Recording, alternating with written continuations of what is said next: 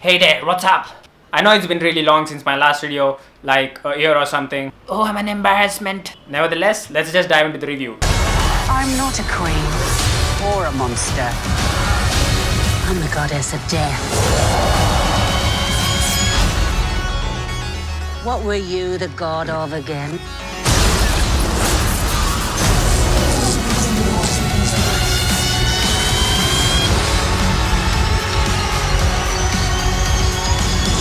So Thor Ragnarok, directed by Taika Waititi. that's his name, Taika Waititi, is the third Thor movie and the most recent one in the Marvel Cinematic Universe. As seen in the trailer, we know Hela, the goddess of death, wants to gain power over Asgard, while Thor is trapped in a different world called Sakaar, where he's forced onto a battlefield to fight his friend the Incredible Hulk. And Thor tries to form a team to go back to Asgard and stop Hela. The first thing I want to talk about is the comedy in this movie. This movie is too hilarious. In fact, I would consider this more as a comedy sci-fi movie than an action sci-fi movie.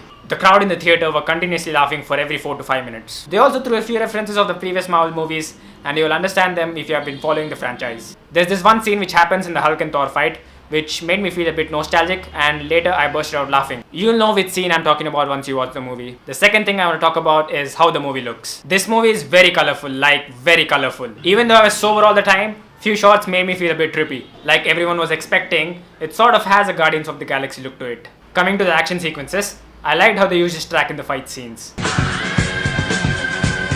It really lifts up the fight scenes and you just feel like shouting. Few action sequences combined with the VFX make Thor look like a very strong superhero. This movie introduces us to a few new characters. First up, we have Hela, the goddess of death, played by Cate Blanchett. Oh, she's so hot. Who is shown as a dark woman ready to go to great extents to achieve what she wants. They try to tell her backstory as quickly as possible. Although Cate Blanchett did good on her part, I think a few comic book fans might feel a bit disappointed because the movie was constantly shifting its focus from Hela to Thor, making her shine not as much as she was supposed to. Honestly, I personally didn't have any problem with it. We are also introduced to the Grandmaster, played by Jeff Goldblum, who is not actually in the villainous aspects of the movie. He's more on the comic side, and he did a good job. There's this one honorable mention that I want to make, and it is this guy. I really love this guy in this movie. I like how this movie brings a character out of nowhere who actually doesn't hold much significance, but you end up liking him a lot. In the end, Thor Ragnarok was an amazing movie. I had great fun watching it. There might be few instances where the comedy might be a bit overextended. It didn't bother me though, and I'm going to give this movie 4.5 bats. And I, Bat Van Dam, the Lord of YouTube, command you to subscribe to my channel. And let's celebrate my return with this song.